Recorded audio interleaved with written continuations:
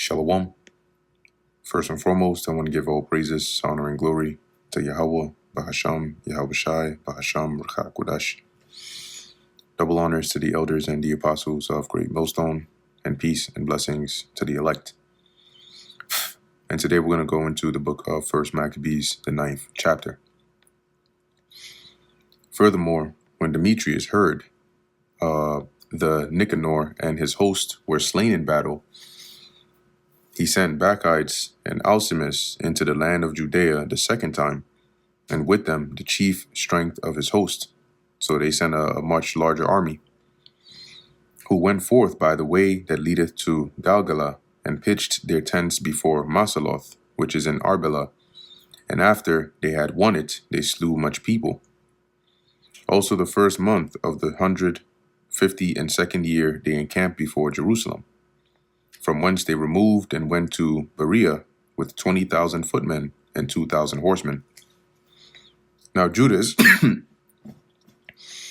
had pitched his tents in Elisa, and 3,000 chosen men with him, who, seeing the multitude of the other army, I think let's just say to be so great, were sore afraid.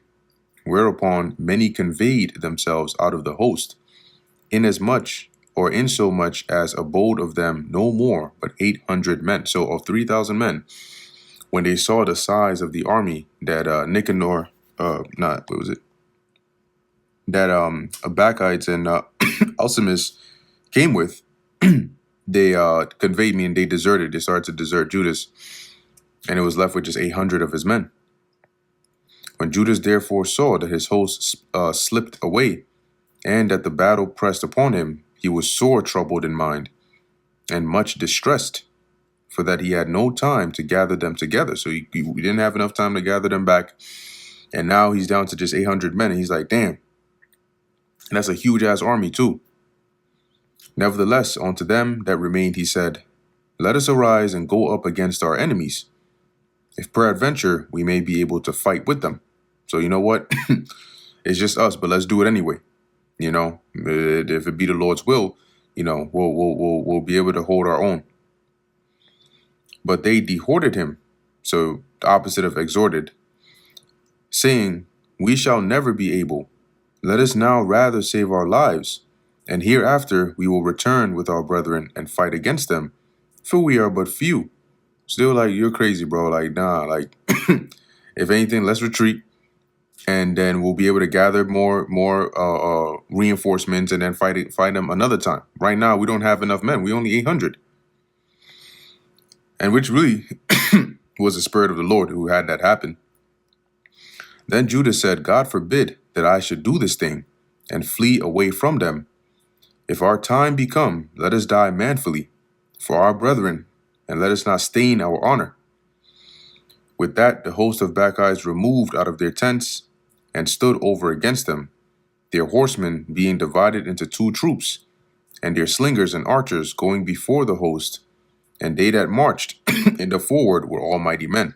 So they had a formidable formation, and you had Judas and his 800 men basically having to go up against this whole entire army with horsemen and archers and all of them. As for Bacchides, he was in the right wing, so the host drew near on the 2 parts and sounded their trumpets. So he was on the right side of their formation. They also of Judas's side, even they sounded their trumpets also, so that the earth shook at the noise of the armies, and the battle continued from the morning till night. Now remember that in the law, right, the Lord said that when we go to war, to sound that sound, you know, that trumpet, and he would remember us. Now when Judas perceived that Bacchides and the strength of his army were on the right side, he took with him all the hardy men, who discomfited the right wing, and pursued them onto the Mount Azotus, which I believe is Ashdod. So basically, he focuses his forces on the right side, because that's where Bacchides was, being one of their leaders over there. But when they of the left wing saw that they of the right wing were discomfited, i.e., they were getting basically they were getting pushed back. They followed upon Judas and those that were with him hard at the heels from behind. So now, when he focuses forces on the right side, because the opposing side has split their forces into two, the ones on the left, the other side, saw them and basically came up behind them. So you had Judas and his army pursuing the army with Bacchites in it, and then the other side coming from behind them. Whereupon there was a sore battle, insomuch as many were slain on both parts. Judas also was killed, and the remnant fled. So pretty much that was the last battle for Judas Maccabeus, as he was killed in there. Most of his men, but the few that survived, they were able to escape. Then Jonathan and Simon took Judas their brother and buried him in the sepulchre of his fathers in Modin. Moreover, they bewailed him, and all Israel made great lamentation for him, and mourned many days, saying, How is the valiant man fallen that delivered Israel? As for the other things concerning Judas and his wars, and the noble acts which he did, and his greatness, they are not written, for they were very many. So the author of this didn't include them in here because it was too many to record down. And the Lord, like I said, set it all up, right? Because there was a succession, right? Each of the brothers of that family, for the most part, all played a role in delivering Israel from their enemies. And Judas, having the first part, now coming to an end with that, would pass the torch on to the rest of his brothers that were left alive. Now, after the death of Judas, the wicked began to put forth their heads in all the coasts of Israel, and there arose up all such as wrought iniquity. So now they're like, oh, Judas is dead? Oh, it's lit. So they're coming out. Okay. So who's going to stop us now?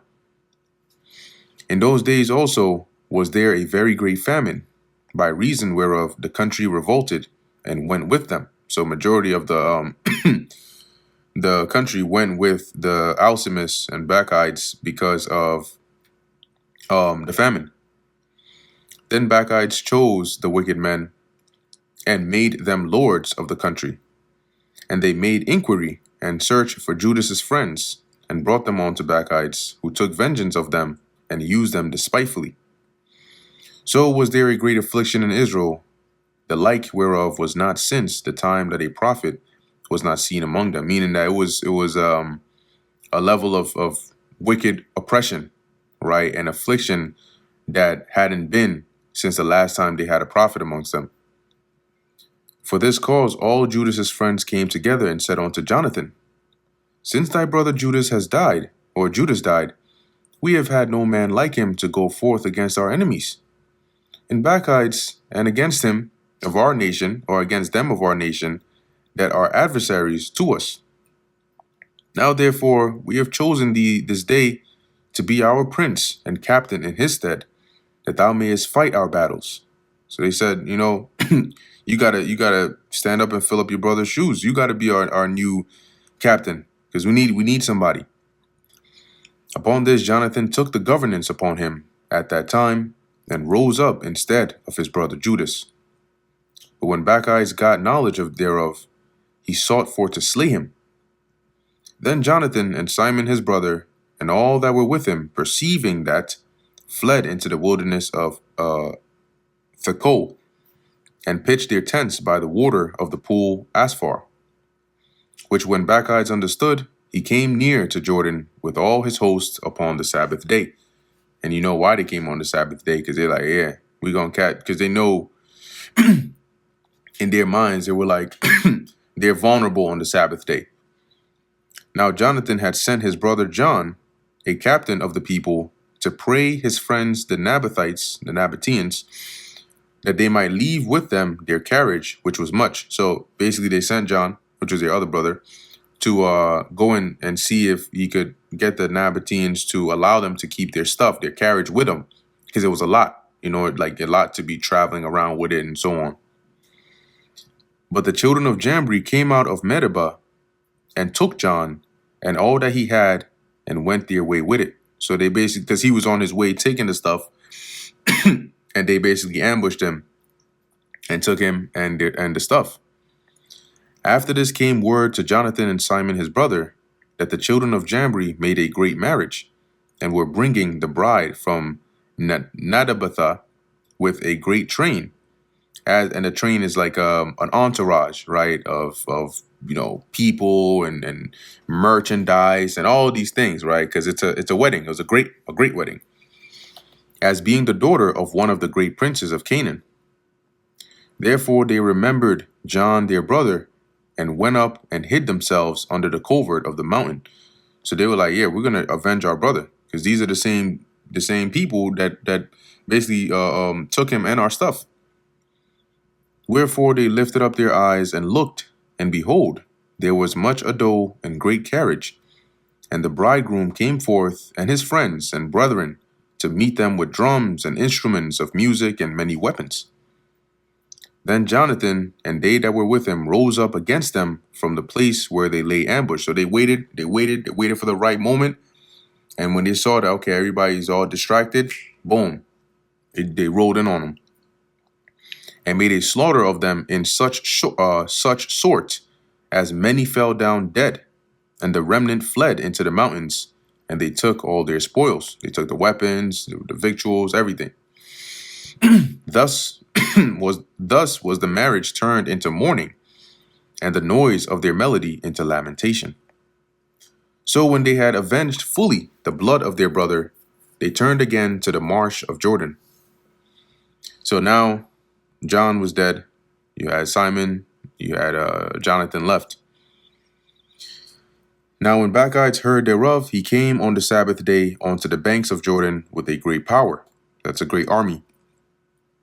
Then Jonathan said to his company, let us go up now and fight for our lives. For it standeth not with us today as in time past. Meaning this time isn't like before. Right? We're under, a different circumstance, different pressures. This time we actually have to fight back. For behold, the battle is before us and behind us, and the water of Jordan on this side and that side. The marsh likewise and wood, neither is there place for us to turn aside. So we can't fall back, we can't retreat. This time we got to go and face them. Wherefore cry ye now unto heaven, that ye may be delivered from the hand of your enemies. With that they joined battle, and Jonathan stretched forth his hand to smite Bacchides, but he turned back from him.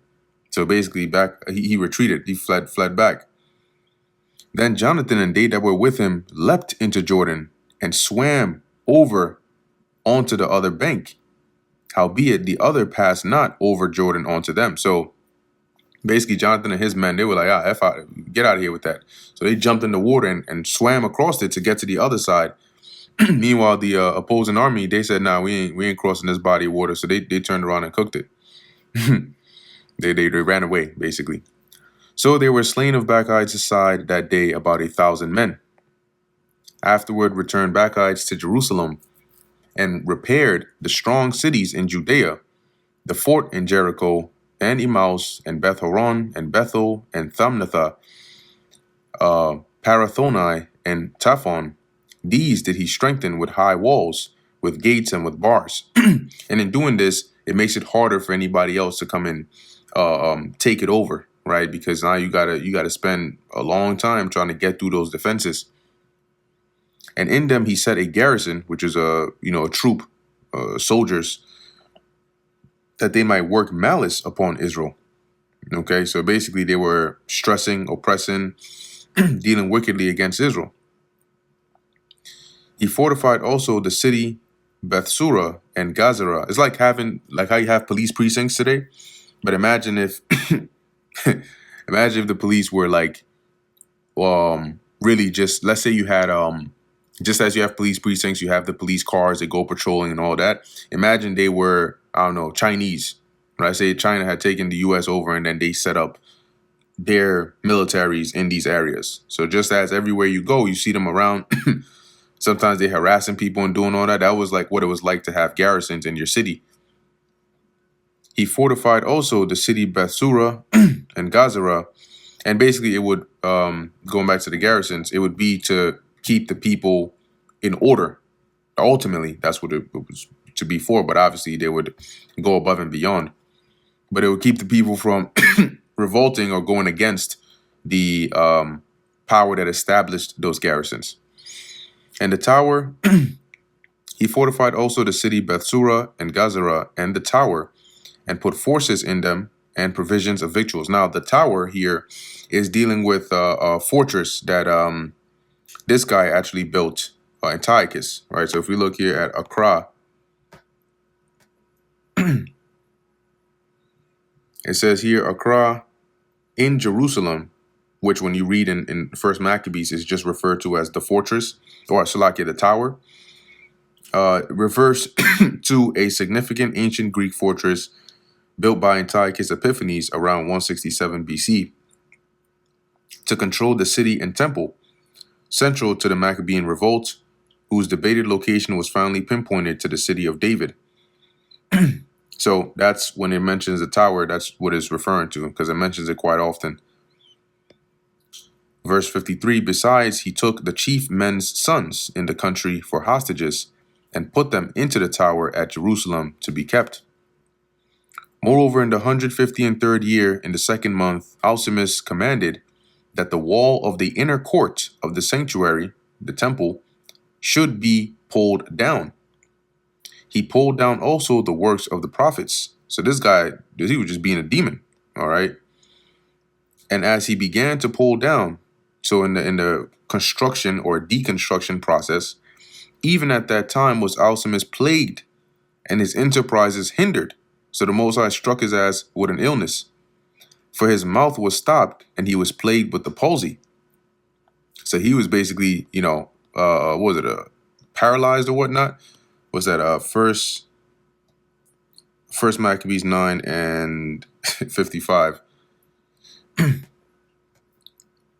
Let's type that in here. First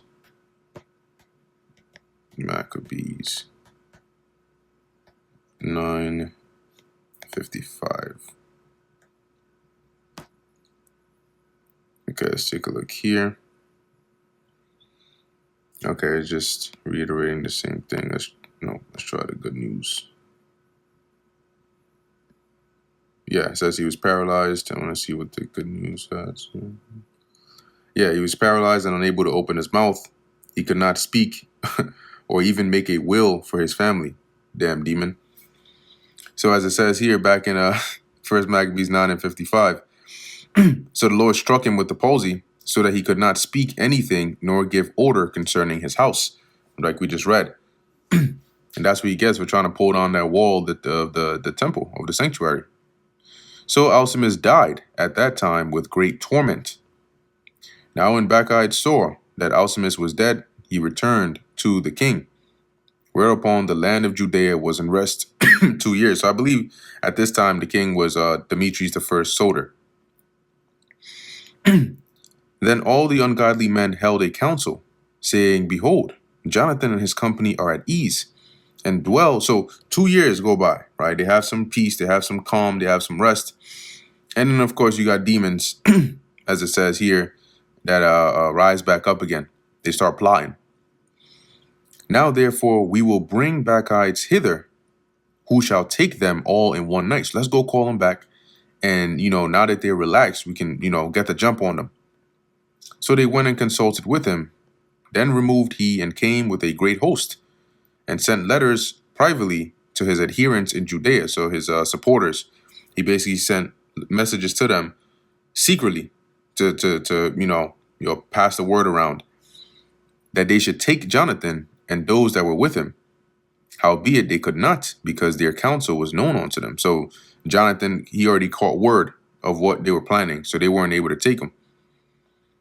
Wherefore they took of the men of the country that were authors of that mischief about 50 persons and slew them.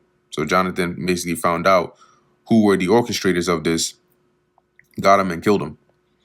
Afterwards, Jonathan and Simon and they that were with him got them away to Bethbasai, which is in the wilderness, and they repaired the decays thereof, the broken cities, the broken walls and all that, and made it strong. And this takes time.